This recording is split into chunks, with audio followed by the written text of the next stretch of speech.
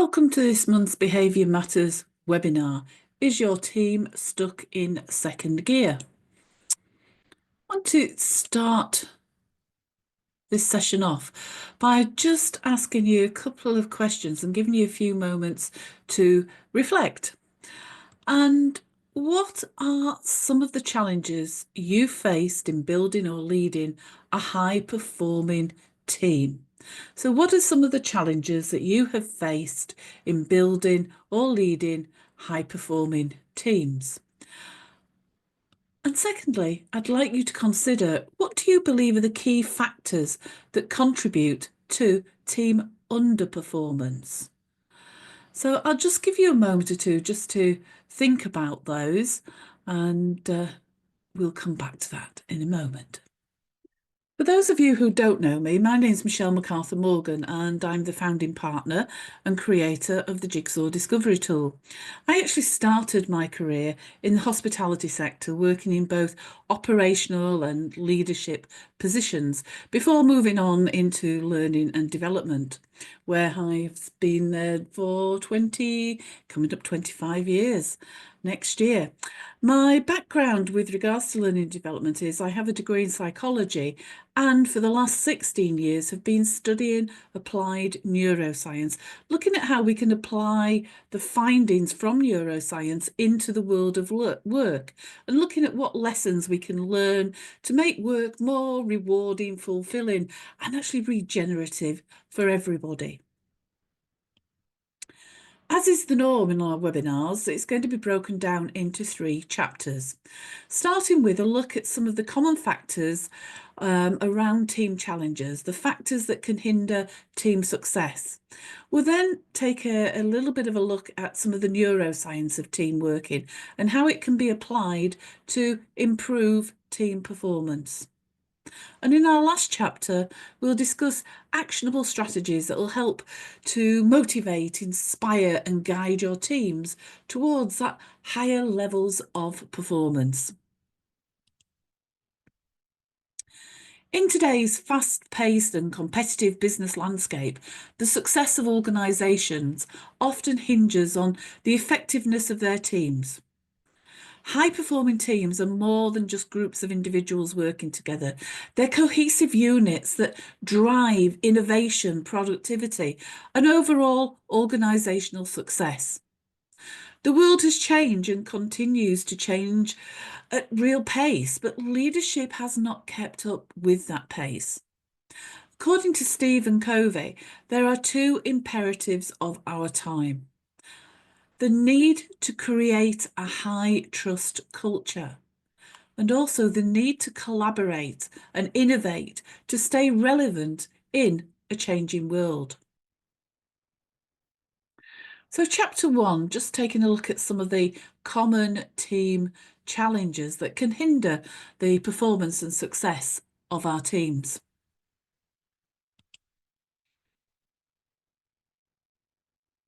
So the first one is a lack of clear goals and objectives, where there's ambiguity over the goals and how team members can contribute to that goal, to that objective, where there's perhaps unrealistic expectations, where the targets are too ambitious or appear to be unattainable.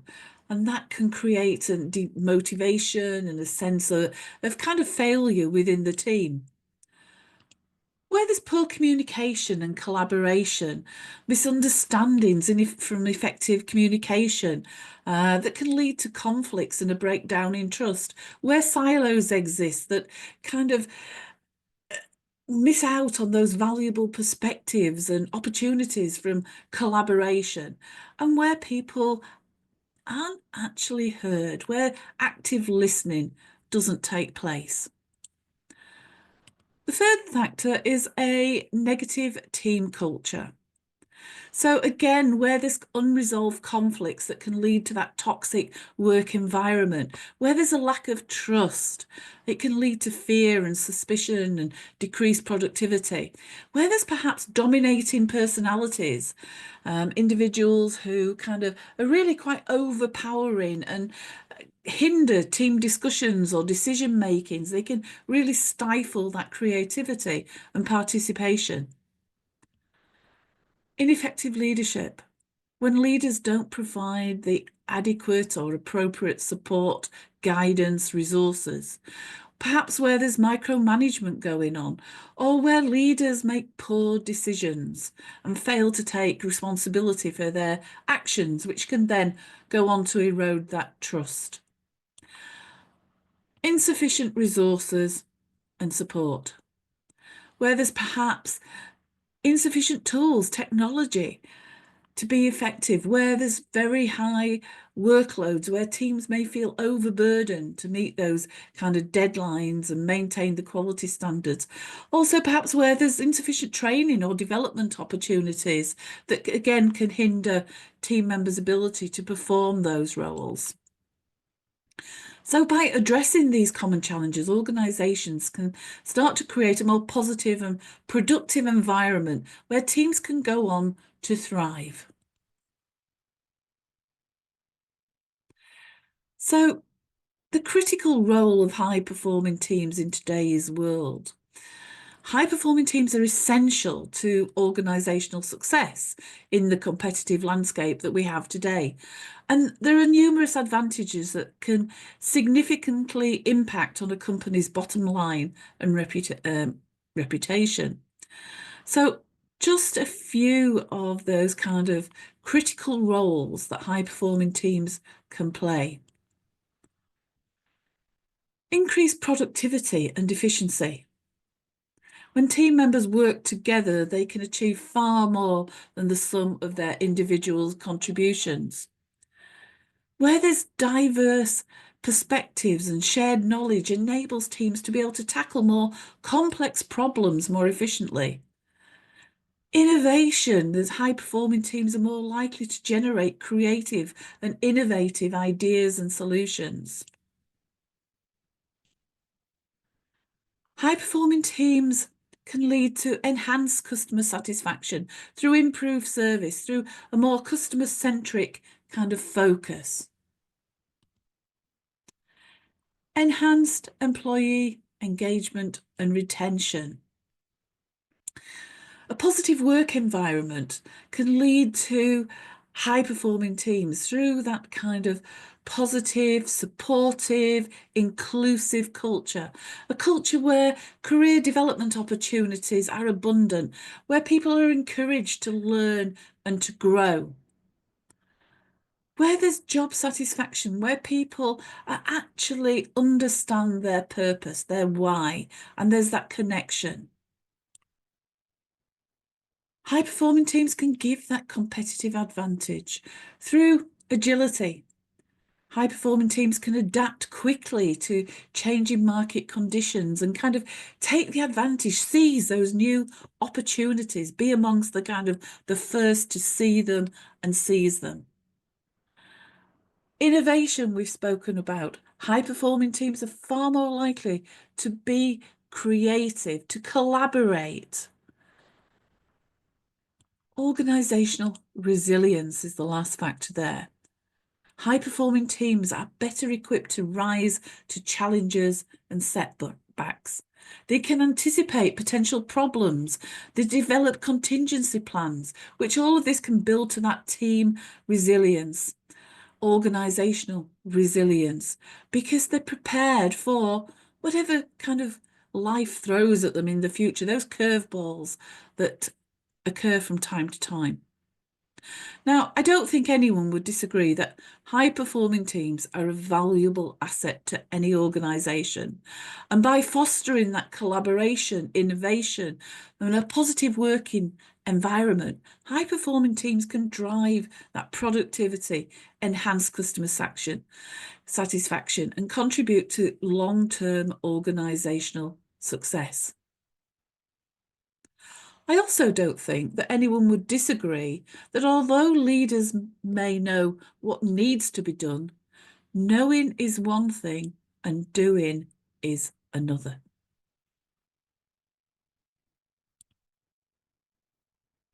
If we look to the neuroscience, there are many lessons we can learn about how to develop and maintain high-performing teams. In this chapter, we're going to look at some of the science. The human brain is a complex organ that plays a pivotal role in our interactions and behaviours. When individuals come together to form teams, the intricate workings of their brains influence the dynamics, the productivity, and the overall success of teams.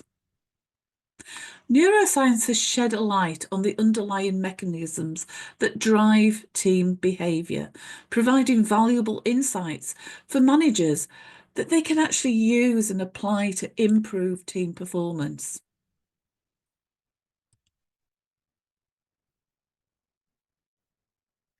Are you getting your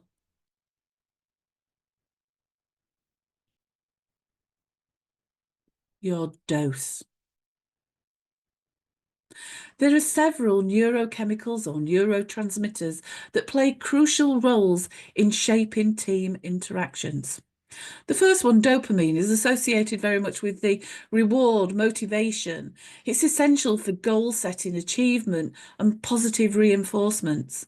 And when team members experience success and recognition, dopamine levels increase, leading to greater motivation and engagement.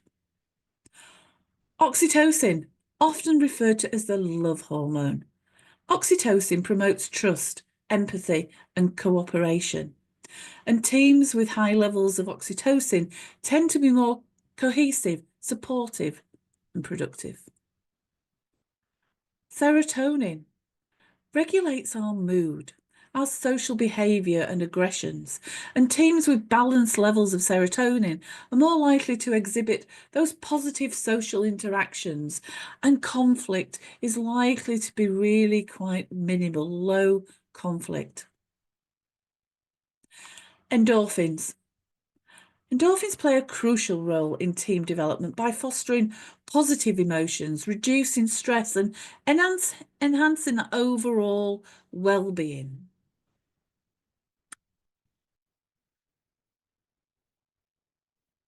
So, how can we actually engage? How can managers help to stimulate dopamine release to create that more productive and engaging team environment?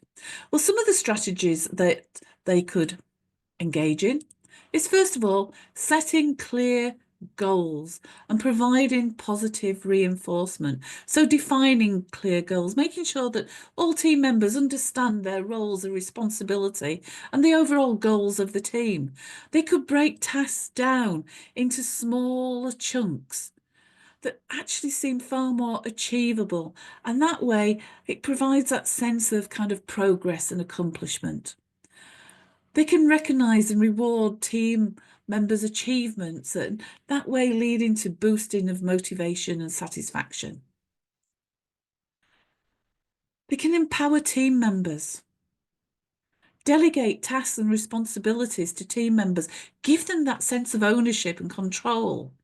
Foster a culture where team members feel free to express their ideas and take risks. And provide autonomy within boundaries, set clear guidelines and expectations that allow team members to make their own decisions and solve problems independently within those boundaries. Foster a positive team culture. So build trust, encourage collaboration, encourage open communication, empathy. Recognise and appreciate contributions, acknowledge people's efforts and achievements, both individually and as a team, and promote that positive and inclusive work culture where all team members feel valued and respected. Provide those opportunities for learning and growth through training, development, encouraging continuous learning, and providing opportunities for advancement, career paths, etc. And lastly, encourage social interaction and collaboration. So organise team building activities that really foster that sense of camaraderie and belonging through social interaction. Encourage collaboration, create opportunities for team members to actually come together, work together on projects and share ideas, and celebrate success as a team.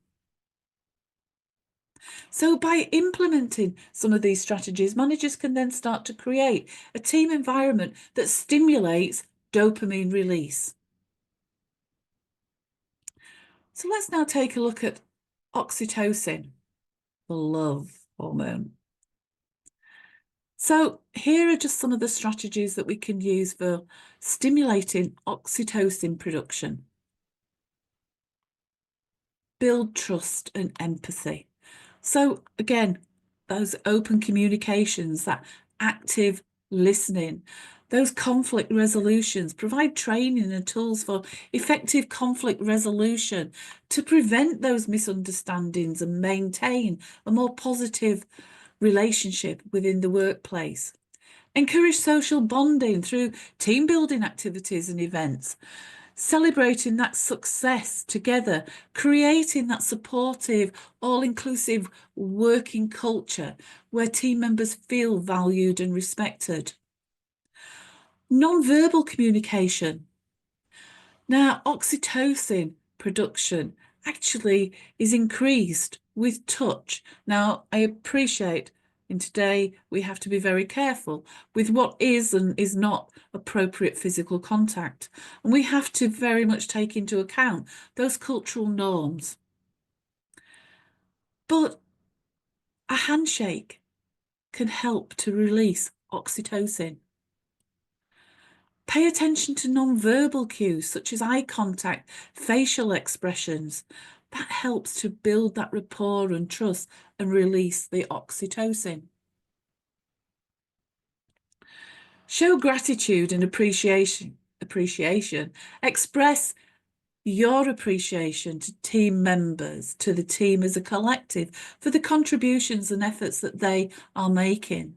And perhaps encourage gratitude journaling, or just encourage people to stop and pause and reflect once a day and just think about 3 things that they are grateful for within their lives.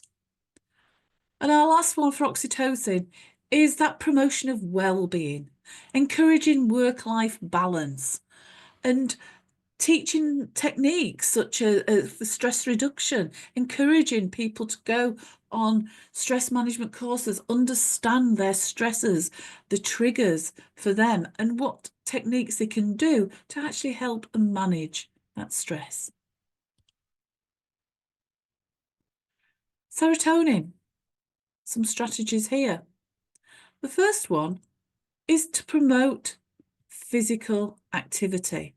So encourage exercise, team members to engage in regular physical activity. Perhaps you yourself encourage it through having walk-in meetings.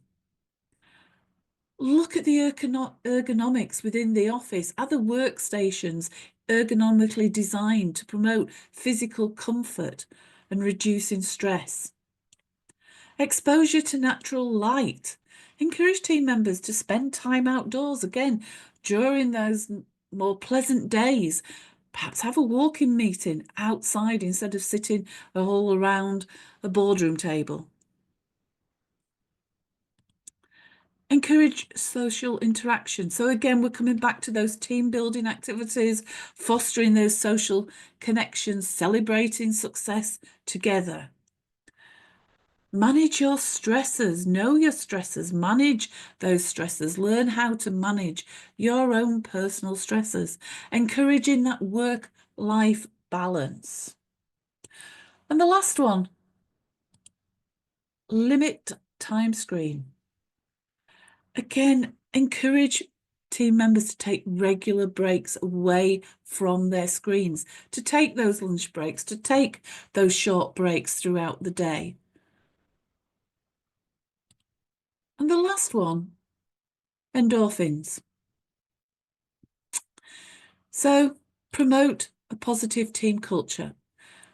So that's that, fostering that supportive, psychologically safe environment where team members really do feel valued and appreciated. Encouraging those social interactions again. We've spoken about that. The kind of team buildings, outings, social events, that all will strengthen those relationships. Encourage laughter and humour. Try and incorporate some humour, some lightheartedness into the team interactions. Recognise and celebrate achievements. So acknowledge and reward team members and the collective team to really foster that sense of accomplishment and satisfaction. So when people have the opportunity to dose themselves, they actively combat the hormones responsible for prolonged or excessive stress, which can then lead on to mental health issues. But when they're dosing, they can actually increase their level of happiness. They can improve their mental and physical well-being, and they're able to contribute the best of themselves, both to work and to their life in general.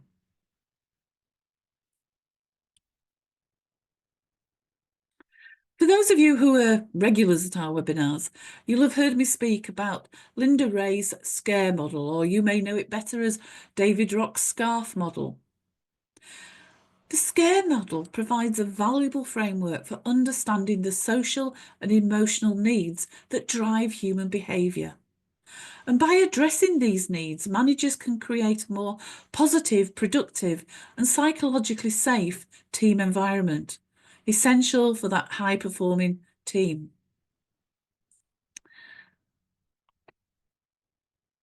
Let's just remind ourselves for a moment and take a look at those SCARE domains and how they can be leveraged to support the development of high-performing teams. But before we do that, let's just first of all remind ourselves of those 5 domains. So significance, or in Rock's model, status, the need to feel valued, respected and important. Certainty, the need for predictability and stability. Autonomy, the need for control and agency. Relatedness, the need for connection and belonging. And equity, the need for justice and fairness. So if we look at each of those domains in turn, and how we could actually leverage these domains to help us develop high-performing teams and that psychological safety. Recognise and appreciate contributions, acknowledge the achievements and efforts of team members individually and collectively. Make them feel valued and respected. Provide opportunities for growth, make them feel give them a sense of status and importance. Empower them. Again, that links into that autonomy, giving them that sense of autonomy and control. Certainty. Provide clear expectations, clearly communicate goals, roles, responsibilities to reduce uncertainty and confusion. Create predictable work environments. So establish consistent routines and procedures. Communicate openly and honest, be transparent about changes and challenges. Autonomy. Empower team members, delegate tasks and provide autonomy within those defined boundaries. Create a culture where team members feel free and safe to express their ideas and take risks. Offer constructive feedback and guidance to help team members improve their performance. Relatedness. Foster a positive team culture, promote collaboration, trust and respect among team members. Encourage that social interaction. Again, we've talked about that, those team building activities, events to strengthen relationships. And make team members feel valued and appreciated. And lastly, equity. Treat everybody fairly. Be transparent about decision makings. Explain the rationale behind decisions and involve team members in the process. Listen to team members' concerns and take action to resolve those concerns. So that's how we can start to use those 5 SCARE domains to help us think about how we can support our staff to develop a more high performance. So there are literally tens of thousands of millions of studies all around exploring the neuroscience of teams, revealing those important insights. And some of those insights, in addition to what we've already discussed, are mirror neurons. Mirror neurons fire when we're observing other people performing actions. They allow us to be able to empathise and understand different perspectives. And within teams, those mirror neurons are what facilitate collaboration and cooperation and understanding of shared goals. The power of rituals. Engage in team rituals such as shared meals or team building activities. These rituals activate the reward system in the brain, leading to that increased motivation and positive emotion. Diversity within the team. Diverse teams with members from different backgrounds and experiences and different perspectives can stimulate creativity and problem solving. An exposure to diverse viewpoints activates the brain's reward system, again leading to that increased engagement and innovation.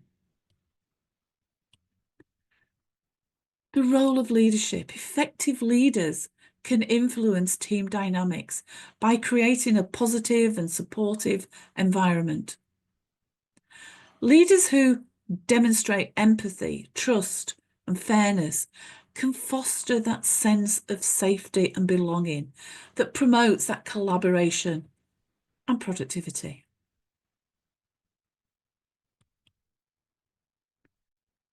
I'd now just like you to pause for a couple of minutes, and you may want to pause the recording to just take 2 minutes to reflect upon your key takeaways and insights from that science.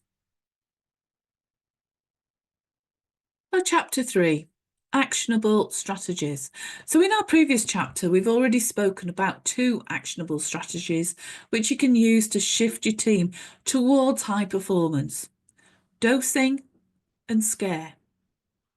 In this last chapter, I want to look at another 2: trust and inspire and human factors.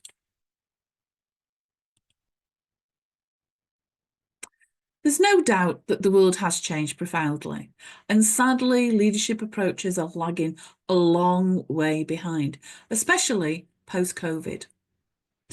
According to Stephen M.R. Covey, organisations need to win in the marketplace, and the way to win is by winning in the workplace. And we do that by leaders being relevant. The good old command and control approach doesn't inspire, encourage collaboration, or even support innovation, all of which are now considered to be business essentials if organisations are going to actually not only survive but thrive. As they say, what got us here won't get us there.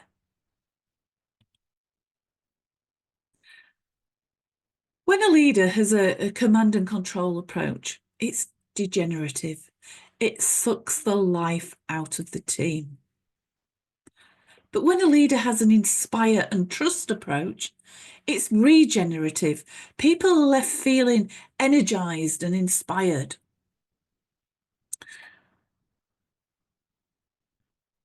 And if we just do a comparison of that, slowly bring the comparison points up on screen.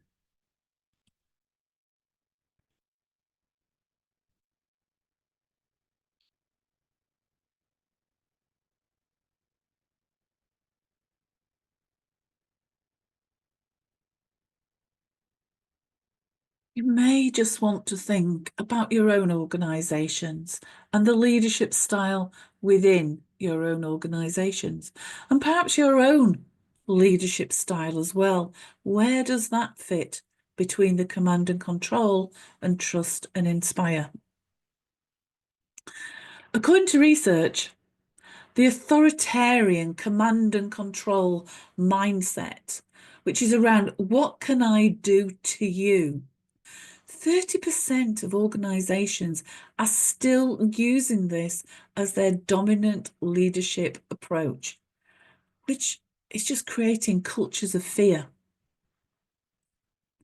The enlightened command and control, which is what can I do for you and me, is being used by 62% of organisations, which means that the trust and inspire, which is about what can I do with you, what can we do together, is only being used by about 8% of organisations.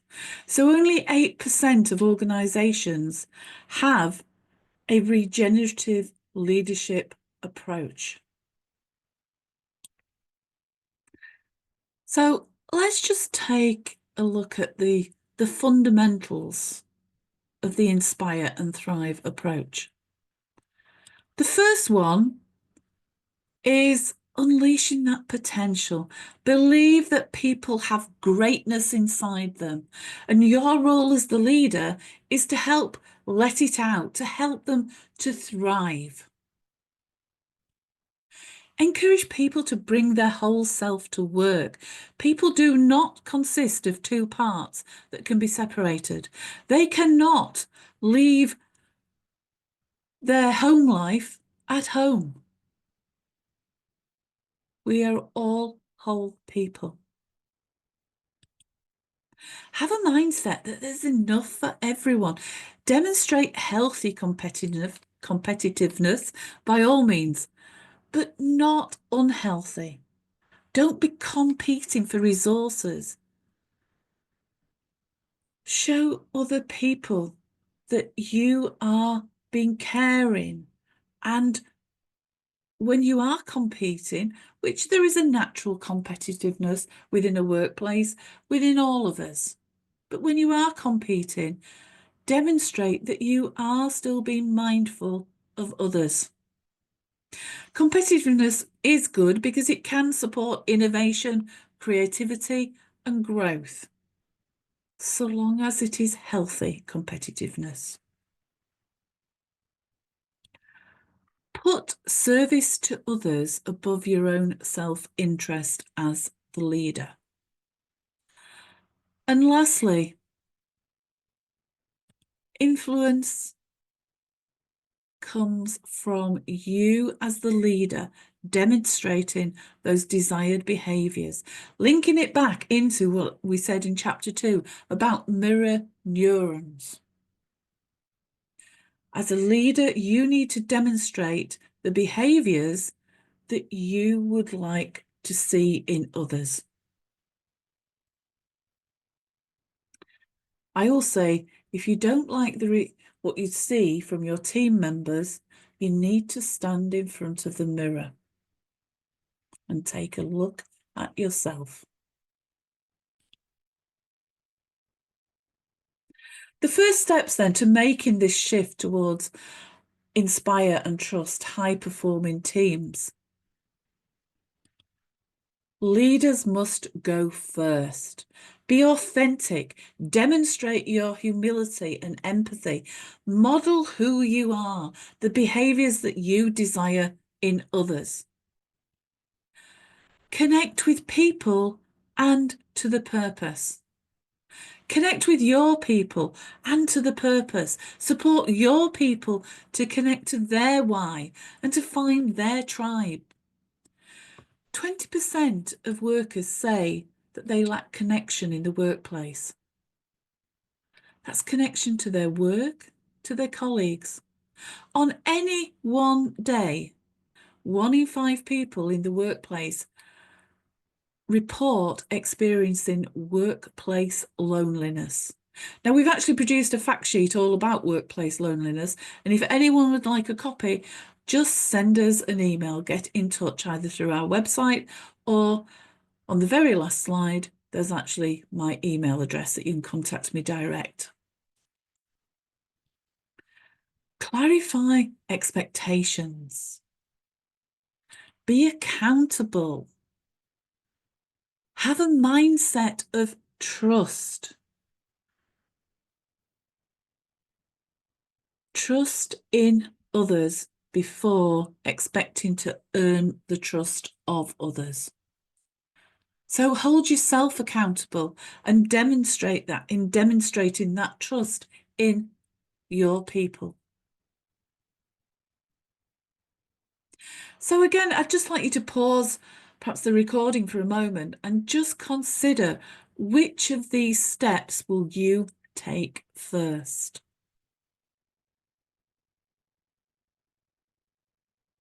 Imagine you're a senior leader in a large organisation and you've been given the lead on one of the organisation's most important projects of the year. Now, there's an awful lot riding on the success of this project, and all eyes are going to be on you and the team. So you pull together a team of people. Some have worked together previously, and others haven't. They're from different parts of the business. Now, typically in this kind of situation, the team response will be to make a quick start, to start focusing on the outcomes required, dividing up tasks and roles. And often those roles and tasks are divided up based on assumed experience, knowledge, and skills. But one key thing is usually overlooked. And that one key thing could be the thing that puts the whole project in jeopardy. What could that be? Team dynamics. The team dynamics will be at play when people are brought together and instantly start working on a project without giving any consideration to the human factors. So human factors, by that we mean things such as what drives and motivates individuals, the environment that individuals will thrive in. How can you support them to perform at their best? How will they complement each other in certain situations? Now, all these factors have the potential to create cultures of team cohesion, empowerment, trust, diversity of thought, everything that we require to deliver on that goal. But these elements are typically found in teams who know each other well. In fact, studies have shown that when teams know each other, they achieve better outcomes, make fewer mistakes, they're more productive, more creative, they deal with adversity better, they're more agile, they're more resilient. In fact, there was a study at NASA which revealed that when under pressure, fatigued crews who had flown together previously made far fewer errors than a fresh crew who had never flown as a team. It's all about knowing and understanding those human factors. So the very first step a leader should do when taking on the role is to get to know their team and get to know the whole person. Go beyond just that kind of job role, beyond the surface. But if the team is to shift to a high performing team, it's not just the leader that should understand and know the whole person, but all team members should know each of their colleagues as the whole person that they are. This means making sure everyone on the team is aware of how others like to work. Each team member is different. They have different working styles and preferences, different strengths, different talents, different experiences, different developmental needs, different perspectives. So it's crucial to think about this when trying to enable people to do their best and to thrive. And individual skills are just one aspect of the whole person. Understanding their drivers, their preferences, their behaviours on a good day compared to their behaviours on a bad day will play a significant role in the effectiveness of the team. The good news is investing time up front will save you time in the long run, which means your team can consistently perform at its best, meeting deadlines and thriving and growing as people.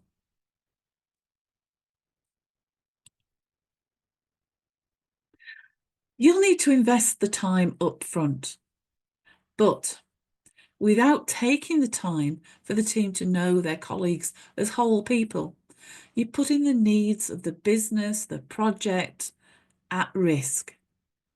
You'll spend your days as a leader just firefighting. There'll never be enough hours in the day. There'll be increased conflicts and fallouts. There'll be lack of engagement, decreased motivation, increased levels of fatigue and stress, and overall low levels of performance.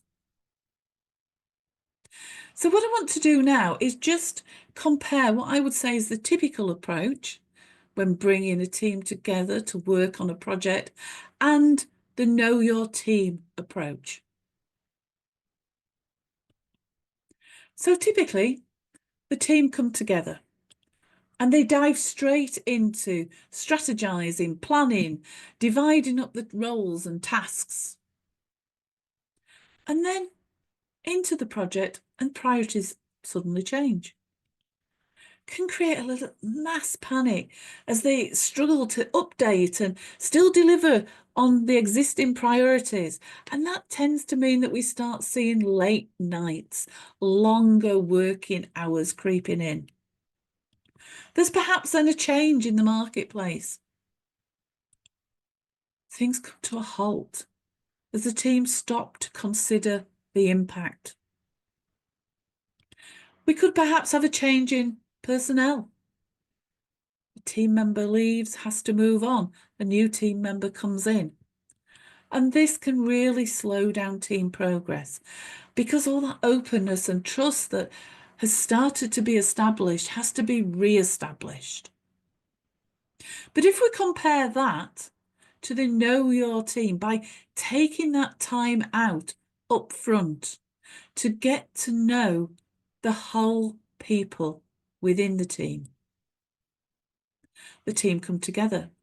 They take time exploring those preferences, needs, strengths, experience to help them work out who's the best people to lead on certain parts of the project. And then they'll move on to look at the strategy and the plan and dividing up those tasks and roles, appointing leads based on knowledge of the people, that is. So when priorities change, they're able to move quickly, to adapt. The task lead reorganizes their plans, they work around one another, they support one another, they have respect for each other's time and needs, and they pull together. When there's a change in the market, you know who's got that expertise and also who would be interested perhaps in assisting that person. to work out what the impact of this change is and what needs to be done. When there's a change in personnel, the new team member is able to quickly be integrated into the team. And not only that, but the team is open to their skills and their knowledge because they take the time to know the whole person. So to foster strong relationships, build trust, enhance team performance, leaders have to invest time in understanding their team members and allowing time for their team members to understand one another on a deeper level. So here are just some of the strategies that you could actually look at. One-to-one meetings. So schedule regular one-to-ones with individual team members discussing their work, their goals, their challenges, getting their thoughts, their impacts, finding out what is exciting them about the work. Asking open-ended questions, but listening, actively listening, giving your full attention to the team member. Having informal conversations, just as important as those one-to-ones, those casual kind of chats. Sharing activities, participate in team building activities, social events, getting to know or provide time to get to know people on a more personal level. Feedback and coaching. Asking team members for feedback on their work, feedback on the team, feedback on your leadership, offering guidance, support, mentorship to help individual team members develop their skills and reach their goals. 360-degree feedback. Collecting that anonymous feedback from peers and supervisors, subordinates to gain that comprehensive understanding of each team member's strengths and talents and skills. Providing those career development opportunities, having discussions about individual team members' long-term goals and aspirations. Paying attention to observe team members' behaviour, their work habits, their interactions can again give you some valuable insights into their strengths and their motivations and perhaps development areas. And lastly, behavioural profiling. Encourage team members to complete a behavioural profile to gain a better understanding of their own behaviours, their own strengths, their likes, their needs, their motivations, their preferences. And doing a profiling activity such as the jigsaw can be built into a team day where team members not only increase their levels of self-awareness, but they also share their profiles to increase understanding of each other and understand the dynamics of the team. So by actively seeking to understand your team members and team members to understand one another on that deeper level, you can start to create this more supportive, productive, fulfilling work environment that will support the development of a high-performing team.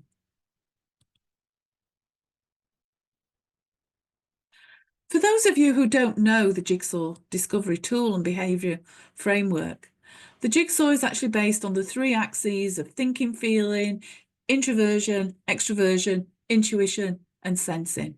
And what differentiates it from many of the other profiling tools is that we don't have long questionnaires and computer-generated reports.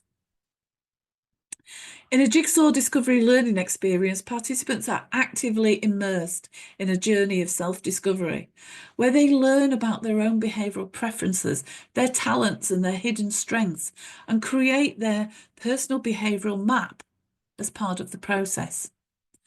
So participants gain insights into how their actions and behaviours are perceived by others and develop that understanding of the behaviours of others, whether that's their colleagues, team members, managers, clients, even family or friends.